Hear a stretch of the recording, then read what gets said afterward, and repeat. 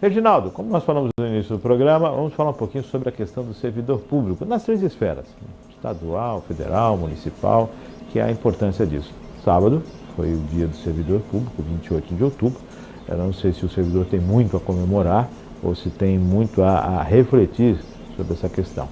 Houve uma pesquisa que foi divulgada pelo Datafolha, fez a pedido de um instituto, né, sobre o entendimento do cidadão sobre o setor público. Muito se fala em altos salários, muito se fala em algumas situações, dois Brasis diferentes, um Brasil da iniciativa privada, outro Brasil do setor público, um piso para o trabalhador da iniciativa privada, outro piso para o setor público, altos salários, uma casta, que na verdade existem, mas não reflete a maioria.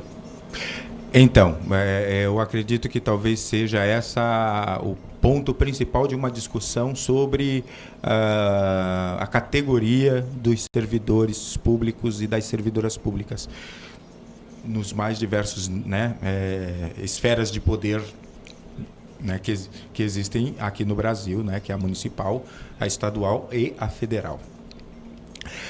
É importante que as pessoas busquem maior informação, por quê? Porque o servidor público, a servidora pública, é uma categoria profissional como todas as outras, não é? Como os advogados, como os operários, como os mecânicos, como os bancários, são uma categoria pública. Sempre que se fala de servidor público, talvez venha aí essa discussão, ou essa questão que você fala, que é do pessoal que acaba tendo em determinados nichos do serviço público, aqueles que ganham altos salários, não é? Nós sabemos hoje, principalmente a área do judiciário, né, que acaba abarcando essa questão dos altos salários, das altas remunerações, por uma série de questões que estão agregadas ao salário direitos adquiridos, né? De quem trabalha no judiciário, porque às vezes não é só salário, né?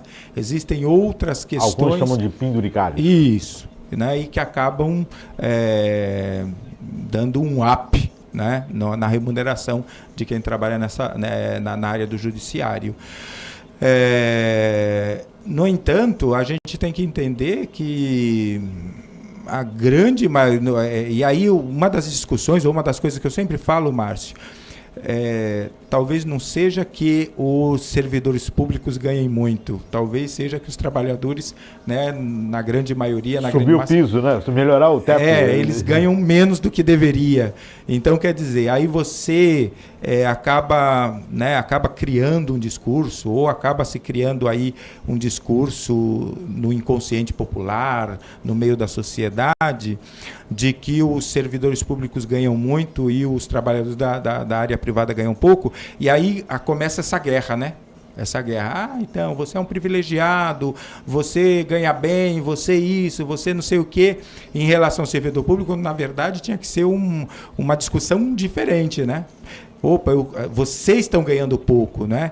Deveria haver uma valorização maior do patamar de remuneração que você na iniciativa privada ganha, não é? Nós temos a discussão aí de que vivemos num país capitalista, embora se tenha aí esse discurso de que quer trazer o comunismo para o Brasil, que vai, né, que você vai perder sua casa, que você vai ter que dividir seus bens, esse discurso que eu acho que não sei porque ainda cola na cabeça de algumas pessoas. Porque ainda existe esse discurso, né? Então não funcionou em lugar nenhum, gente. Não entendo porque ainda existe e gente que acredita nisso, né? Não acredita. Em pleno século XXI, em pleno ano 2023, não sei como ainda tem gente que acredita nisso. Mas aí a gente ainda assim a discussão é que nós efetivamente vivemos num país capitalista, não é? Num país capitalista. E aí o que acontece? Aí, na minha cabeça também não cabe como é que a gente pode dizer ou a gente pode defender que o Brasil é um país capitalista ou seja um país capitalista se a população não tem dinheiro, né?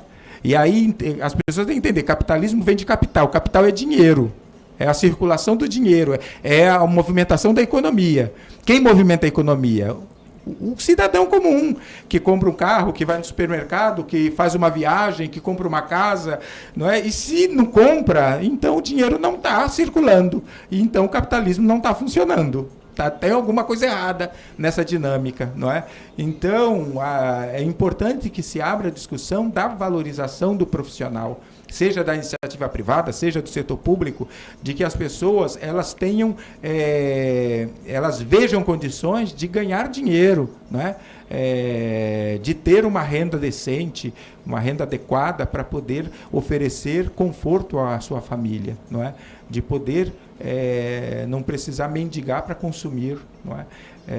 Então, e aí, não é, dentro dessa discussão, acaba-se demonizando muitas vezes o servidor público, mas o servidor público é um ser humano como qualquer outro, é um pai de família, uma mãe de família, ou é uma mãe solteira, não é? São pessoas como nós que estão lutando também pelo próprio espaço, né? De ser feliz, de ter uma vida boa. Na vida, né? Todo mundo quer uma vida boa. O que chama a atenção é a questão da valorização salarial que tem que acontecer, mas, em contrapartida, o servidor público ele trabalha para um patrão, que é o próprio povo, mas que está gerido por uma administração e que tem a obrigatoriedade de entregar um bom serviço à população. E muitas vezes isso passa por estrutura. Muitas vezes o sujeito está ali para fazer o atendimento de uma pessoa, encaminhamento, uma internação, mas ele não tem a estrutura para isso, ele não tem a condição para isso, ele não tem a questão da disponibilidade de vaga, ele não tem o poder público, não dá o suporte, quer dizer, como é que ele atende? O professor na escola que não tem toda a ferramenta que ele possa, como é que ele atende? E essa precisa ser a discussão da sociedade, né? E aí eu volto para a comparação com a iniciativa privada. Que, por esse aspecto, é bem dinâmica. Você está entendendo? Eu chego numa indústria, numa empresa, numa fábrica, não é? E aí vou trabalhar, eu vou encontrar lá os equipamentos para eu exercer minha função. Então, se a gente fizer um comparativo, em um lado você tem os maiores salários, o maior investimento, o maior orçamento, e por outro lado você tem o maior resultado, os menores salários. Porque a estrutura é algo primordial para desempenho. Não é, efetivamente para a prestação daquele serviço. Não é? Quando essa questão que você fala do salário, também eu não sou contra tirar o piso salarial do pessoal do setor público. Não, sobe o piso, sobe o teto do piso, não, sobe o teto do privado. Pô, coloca que o pagamento limite é o salário do presidente. Ponto. Acabou. O cara, se ele conseguir contribuir a ponto de chegar lá no salário do presidente para fazer aposentar, ele pode. Agora, não dá para você ter um setor que tem um teto alto e o outro setor padecendo de 6, 7 mil reais como teto máximo. Não condiz. Não condiz com a realidade de um país. Ah, mas tem as contas. Não me interessam as contas, cara. Se você vai justificar a conta para injustiça... De qualquer maneira, a gente tem que entender, e aí são peculiaridades do serviço público, principalmente dos servidores públicos que são chamados estatutários, que é outra coisa que muitas vezes as pessoas não entendem, né? Tem estabilidade no emprego, não tem o fundo de garantia, não tem o fundo de garantia. abre mão do fundo de garantia e tem a estabilidade no trabalho. Não é? Que é uma redução para o governo não contribui com o FGTS. Entendeu? Então tem essas peculiaridades do serviço público, né, de não ter o FGTS, que a iniciativa privada tem. A própria questão da estabilidade, não é? A própria questão da estabilidade que se discute muito, e aí é importante que a sociedade entenda que o servidor público ele é servidor da população. Porque as administrações, seja ela a nível municipal, estadual ou federal, as administrações elas passam, não é? Elas passam, não é? E aí o servidor público ele se mantém. Então, para que haja...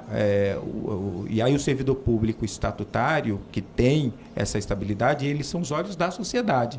É ele que vai ver, é ele que vai denunciar, é ele que vai poder dizer, olha, isso eu não vou fazer porque não condiz com o que se deve ser ofertado à população. Então, o servidor público ele tem a capacidade de denunciar aquilo que, vez ou outra, acaba sendo errado dentro do serviço público, mas só que o servidor público vê de dentro, não é? A população vê de fora. Eu não consegui ser atendido no pronto-socorro, mas aí o servidor público ele vê de dentro, né? Ele vê de uma outra perspectiva e aí ele pode trazer essa deficiência, às vezes, do serviço público com uma outra visão, para se buscar, né, dentro de uma discussão, de um debate na sociedade, se buscar uma solução para melhorar os serviços ofertados à população. E também eu não posso deixar de não se pode deixar de esquecer, né, com as reformas que aconteceram, né, 2019, a reforma da Previdência a nível federal, que ela tem o efeito cascata, né, estados e municípios precisam se adequar a legislação que foi aprovada em 2019 e legislações anteriores, que foram tirando algumas benesses do próprio serviço público, não é? A aposentadoria, por exemplo, hoje existe uma data de corte do servidor público que tem direito, né, o que nós chamamos no serviço público de paridade e integralidade quando se aposenta. Ou seja, quem tá, é um aposentado ganha o mesmo que quem está na ativa. Isso estão pensando em se retirar? Isso?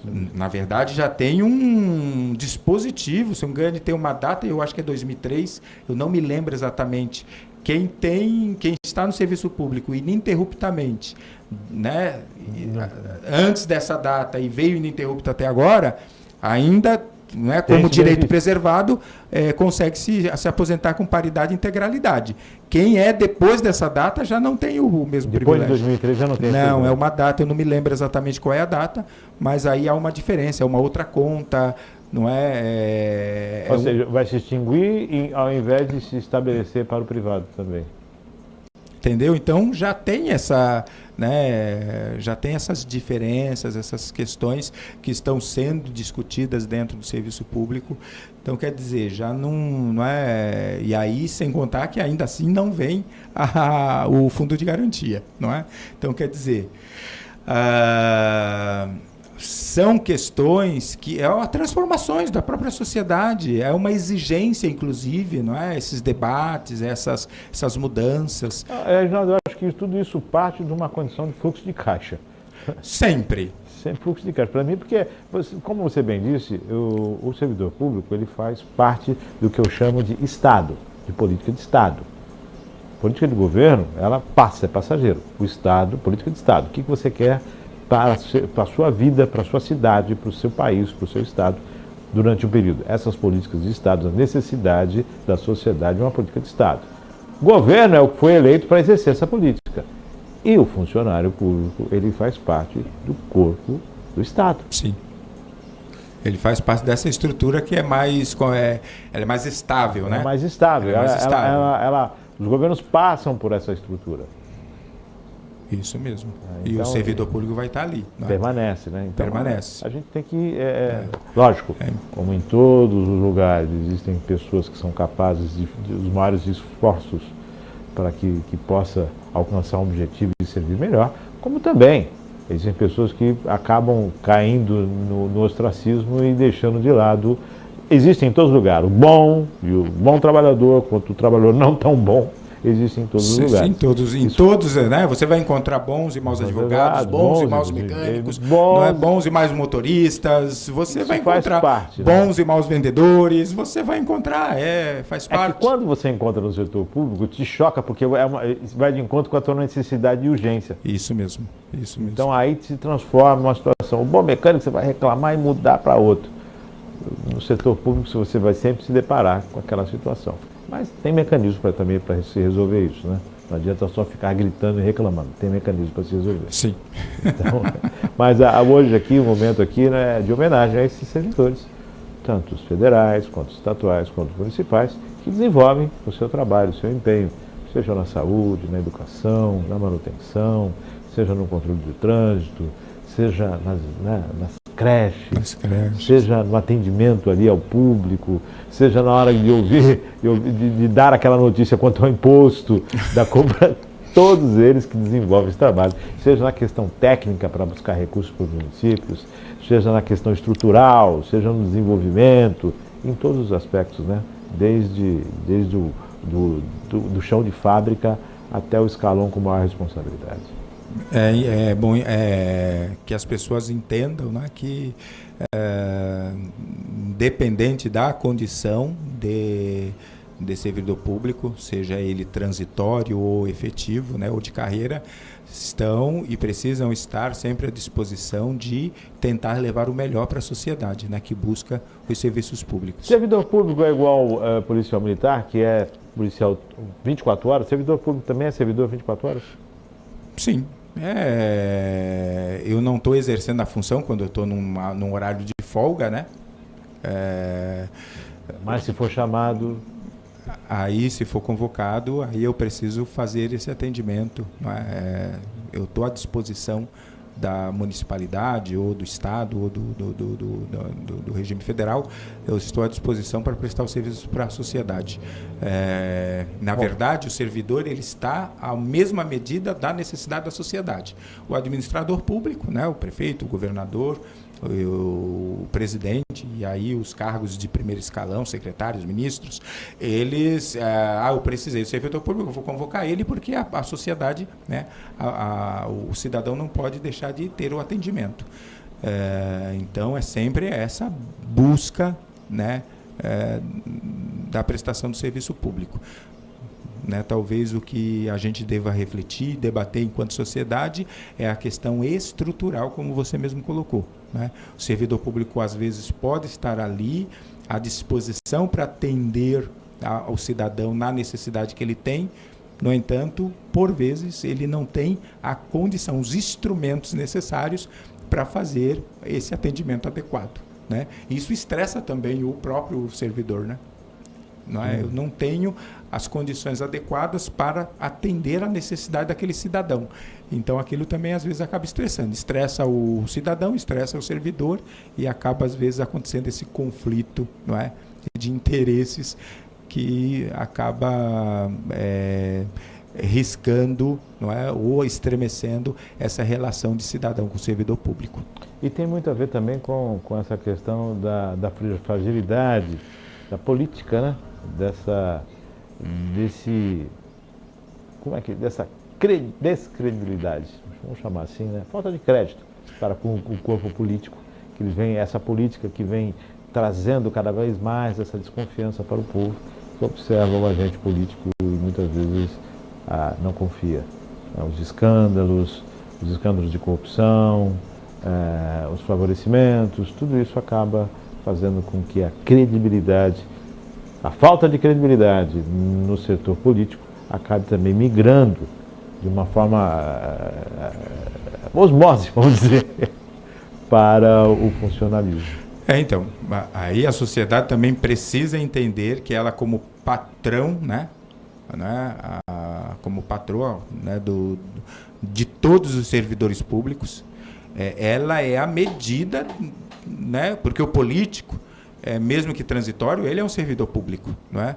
O prefeito, o vereador, o governador, o deputado estadual, o deputado federal, o senador, o presidente da República, mesmo que transitoriamente, eles exercem a função de servidores públicos, de servir a sociedade, não é? De servir a sociedade. E a medida deles também o patrão deles também é a sociedade. E aí a gente tem que fazer aquela analogia. Eu sou dono de uma loja, eu contrato um vendedor. Se aquele vendedor ele não está exercendo sua função tal como eu gostaria que estivesse fazendo, né? E eu chamo a atenção daquele vendedor, olha, você tem que melhorar, senão eu vou precisar te demitir, eu vou precisar te mandar embora. E esse vendedor, esse meu funcionário, ele dá desculpa, ele não melhora, então quer dizer, na loja o que é que vai acontecer? O dono da loja vai mandar embora, eu vou contratar outra pessoa para ver se ela vem e faz aquilo que eu quero. É a mesma coisa, não é? O político, não é? É a mesma coisa, ele é transitório. É interessante que o povo reclama da própria escolha, né? Entendeu? Então é incrível importante isso. que haja essa reflexão da sociedade. Porque né? aquele político que é corrupto foi eleito pelo povo. E o povo reclama, mas o povo elege. Então, essa matemática, para mim, então é uma reflexão. É preciso esse exercício de cidadania, esse exercício de se viver em sociedade, para que as pessoas assimilem a informação e comecem a compreender com mais profundidade que a medida do político é a sociedade. Quem vai lá e deposita o voto na urna... O político representa o tamanho da sociedade, o entendimento da sociedade. Entendeu? Então, na sua maioria ou na sua minoria, mas representa. Os parabéns ao funcionário público, né? Parabéns a todos os servidores públicos e servidoras públicas. Parabéns a todos. Que sobreviveram a tantos governos e continuam sobrevivendo.